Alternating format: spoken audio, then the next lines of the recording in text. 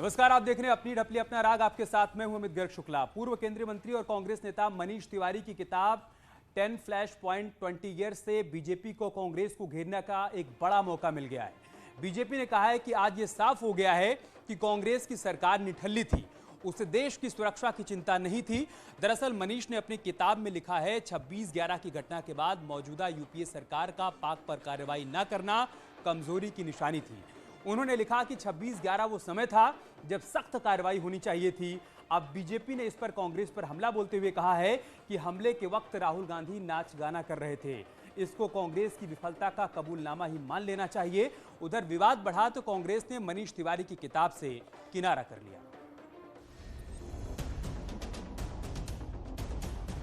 स्पष्ट हो गया ये तथ्य, ये बात कि कांग्रेस की जो सरकार थी वो निठल्ली निकम्मी थी,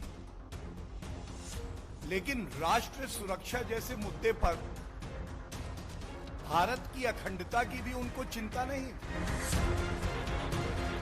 जब उरी पर 18 सितंबर 2016 में आतंकी हमला हुआ, केवल मात्र 10 दिन के भीतर हमने पाकिस्तान को उसकी जगह दिखा दी। पुलवामा का हमला 14 फरवरी 2019 में हुआ, केवल मात्र 12 दिन के अंदर आदरणीय प्रधानमंत्री नरेंद्र मोदी जी ने, हमारी सरकार ने पाकिस्तान को करारा जवाब दिया।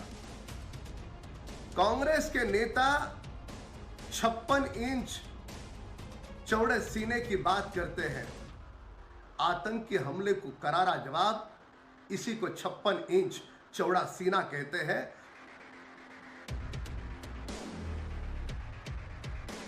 उनको जो लगा वो रखा, लिखा। किताब लिखने का अधिकार सबको है, तो इसमें उनका व्यक्तिगत राय जरूर है, इसलिए उन्होंने लिखा। तो ये एक व्यक्तिगत राय को लेकर सियासी जंग छेड़ना बीजेपी को शोभा देते, हमें नहीं देते।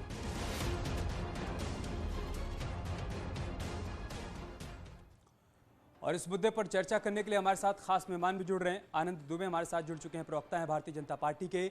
सैफ अली खान हमारे साथ जुड़ चुके हैं, नेता हैं कांग्रेस के। Retired group captain U K Devnath भी हमारे साथ जुड़ चुके हैं, आप डिफेंस एक्सपर्ट हैं। सैफ अली खान साहब, मैं शुरुआत आपसे ही करूंगा। कांग्रेस की सरकार निठल्ली थी, निकम्मी थी, ये हम नहीं कह रहे हैं, बीजेपी कह रही है, और ये मौका दिया है बीजेपी को मनीष तिवारी ने।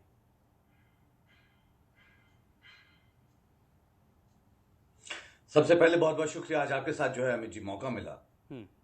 मैंने अभी तक मनीष तिवारी जी की जो 10 फ्लैश पॉइंट्स की जो बुक है, अभी तक वो गो थ्रू या पढ़ी नहीं है। पर बहरहाल जो अजम्पशंस, ये जो चीजें सामने आ रही है वो बड़ी आश्चर्यजनक है।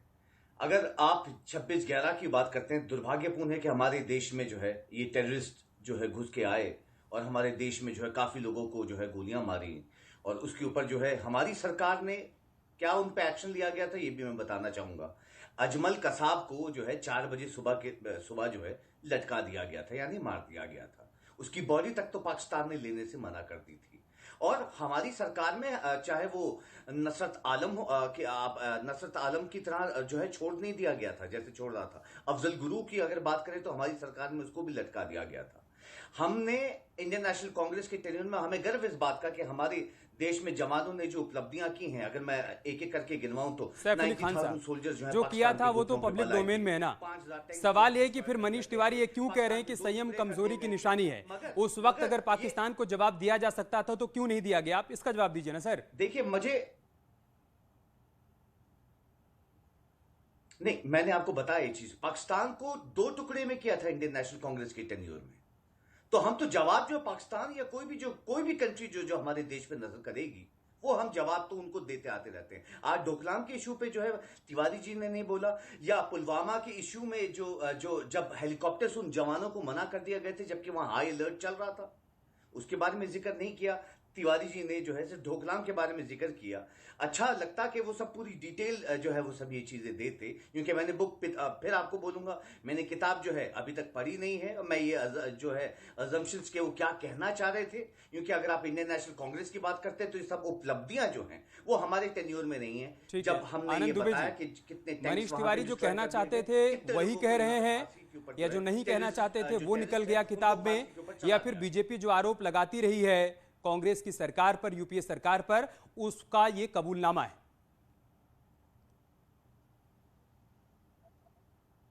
नहीं, ये देखिए भारतीय जनता पार्टी आनंद दुबे जी। जी अपनी बात रखिए। मेरी आवाज आ रही है आपको? जी। हाँ, मैं ये कह रहा हूं कि मनीष तिवारी जी कांग्रेस के बहुत ही वरिष्ठ नेता हैं और कई महत्वपूर्ण पदों पर कांग्रेस पार्टी में रहे हैं और कांग्रेस पार्टी में तमाम तरह के दायित्व उन्होंने निभाए हैं। लेकिन अगर वो आज अपनी किताब में इस बात को लिख रहे हैं तो इसका एक बड़ा संदेश है। हम तो शुरू से कहते हैं कि कांग्रेस पार्टी आतंकवाद को लेकर हमेशा से ढुलमुल रवैया अपनाती रही है और सिर्फ तुष्टीकरण की राजनीति के लिए कांग्रेस पार्टी ने कभी भी आतंकवाद के खिलाफ करारा प्रहार नहीं किया। जहां तक बात रही मुंबई हमले की, तो आप देखिए कि किस तरह से मुंबई में कत्लेआम मचा दिया गया और उसके बाद हम क्या करते रहे, डोजियर देते रहे। हर हमले के बाद डोजियर दिया जाता था, जिससे पूरा देश खुद को अपमानित महसूस करता था। पूरा देश को यह लगता था कि हमारे शौर्य को क्या हो गया है, क्यों हम जवाब नहीं दे रहे हैं। लेकिन 2014 के बाद तस्वीर बदली और हमने, कांग्रेस डोजियर देती थी, हमने डोज देने का काम किया। कांग्रेस हर हमले के बाद डोजियर भेजती थी, हमने हर हमले के बाद डोज दिया पाकिस्तान को। और आज आलम यह है कि पाकिस्तान गिड़गिड़ा रहा है अंतरराष्ट्रीय मंचों पे जाके कि पीओके में भारत जो है कब्जा करने जा रहा है, हमको पीओके में बचा लीजिए, तमाम अंतरराष्ट्रीय मंचों पे। मैं बहुत ही जिम्मेदारी के साथ यह बात कहता हूं कि सिर्फ तुष्टीकरण की और ध्रुवीकरण की राजनीति के लिए कांग्रेस पार्टी ने आतंकवाद के खिलाफ हमेशा ढोलमुल रवैया अपनाया। बटला हाउस एनकाउंटर पे सोनिया गांधी ने आंसू बहाए और इस देश में जगह जगह बम धमाके होते थे, लेकिन कांग्रेस पार्टी आतंकवादियों के खिलाफ, आतंकी संगठनों के खिलाफ कोई ठोस कार्रवाई नहीं करती थी। उल्टे इनकी सरकार ने, मैं मौका चाहूंगा इस बात का जवाब देने के लिए, इस्लामिक कट्टरपंथ आतंकवाद है उसकी जगह भगवा आतंकवाद की थ्योरी देने का काम किया। और नहीं तो हिंदुओं को आतंकवाद के खिलाफ जो कार्रवाई करनी चाहिए थी सैफ अली खान साहब, वो ना करके हिंदू आतंकवाद एक नया शब्द गढ़ दिया गया और उसी के इर्द गिर्द सारी बात को समेट दी गई। आनंद दुबे का आरोप है, जल्दी से आप जवाब दीजिए, उसके बाद देवनाथ जी के पास जाऊंगा। सैफ अली खान साहब, देखिए मुझे बड़ा आश्चर्य होता है, ये जुमलेबाज लोग जो हैं सिर्फ चैनलों पे बैठ के बोलना जानते हैं, बिना के कोई गवर्नमेंट की थ्योरी या कोई बाहर के जो देश या किसी आंकड़े से तो उनको मतलब नहीं है। एससीटीपी ये कह रहा है कि हमारे देश में टेररिज्म की केसेस जो है वो कई गुना ज्यादा जो बढ़ चुके हैं, यानी 53% मोर जो है रिकॉर्ड हुए हैं। ये गवर्नमेंट के रिलेटेड है। उससे सबसे ज्यादा जवानों की शहादत जो है वो इसी टेन्योर में हुई है, जबकि भारतीय जनता पार्टी 4000 से ज्यादा जो है सीआरपीएफ कह रही है कि हमारे जवान जो है वो शहीद हो चुके हैं, मगर क्या ढपली बजाने का काम जो है इनके प्रतिनिधि करते रहते हैं। अच्छा, मैं इनसे ये पूछूं कि पार्लियामेंट पे अटैक हुआ था, किसकी सरकार थी? भारतीय जनता पार्टी की। जो है प्लास्टिक एक्सप्लोजिव विधानसभा में उत्तर प्रदेश में पाए गए, किसकी सरकार थी? भारतीय जनता पार्टी की। कंधार विमान को किडनैप किया गया, किसकी सरकार थी? विस्फोट की घटना जब से केंद्र में नरेंद्र मोदी जी की सरकार आई है, किसी भी आतंकवादी की हिम्मत नहीं है। सैफ अली खान साहब, मुझे लगता है आनंद दुबे जी से सारे सवाल पूछने से पहले आपको मनीष तिवारी से सवाल पूछना चाहिए जो सवाल खड़े कर रहे हैं। मैं देवनाथ जी के पास जाऊंगा। देवनाथ जी, क्या वाकई में उस वक्त पाकिस्तान को जो जवाब दिया जाना चाहिए था, जो एक्शन लिया जा सकता था, वो नहीं लिया गया, जो बात मनीष तिवारी कह रहे हैं? देवनाथ जी।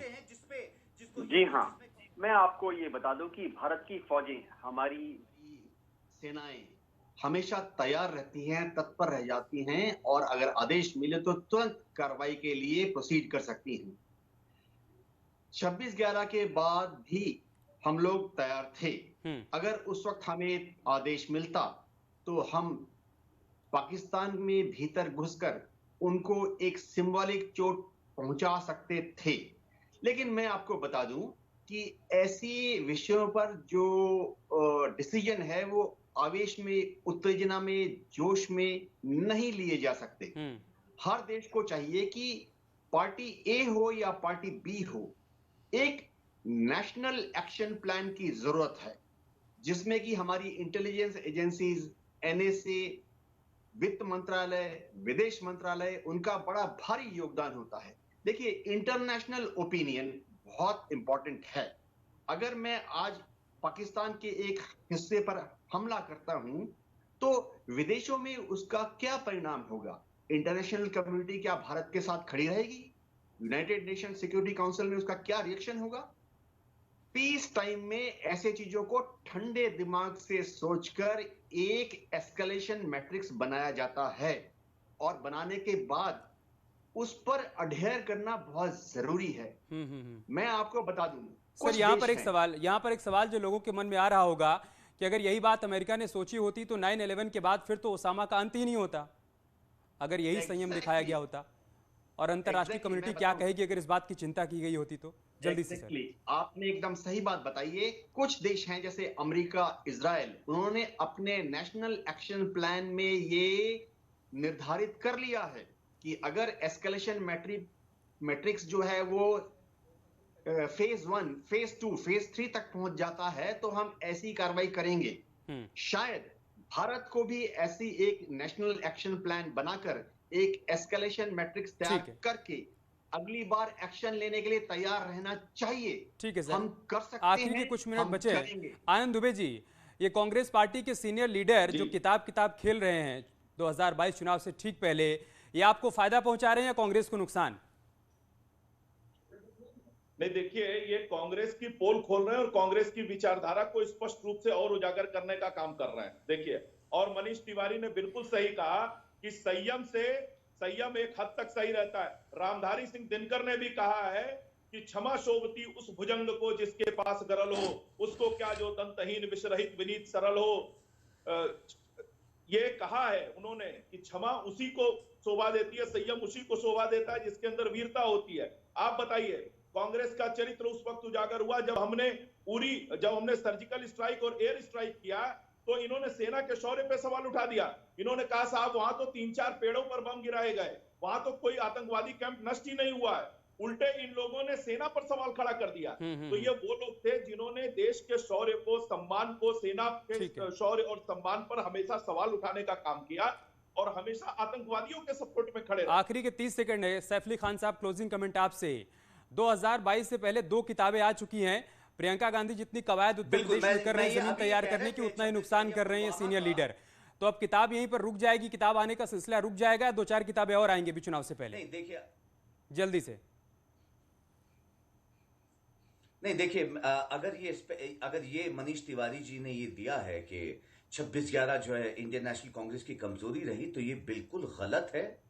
जबकि हमारे देश में जब जिन लोगों ने टेररिज्म का अटैक किया था 26/11 में, वो सबके सब आज देश उम्मीद करते हैं कि कांग्रेस पार्टी का भी यही स्टैंड हो। कम से कम मनीष तिवारी से सवाल किया जाए कि आपने ऐसा क्यों कहा, अगर आप लोग ये कह रहे हैं कि गलत है। लेकिन अधीर रंजन चौधरी तो कह रहे हैं कि उनकी स्वतंत्रता है, वो जो चाहें सो कहें, उनका व्यक्तिगत विचार है।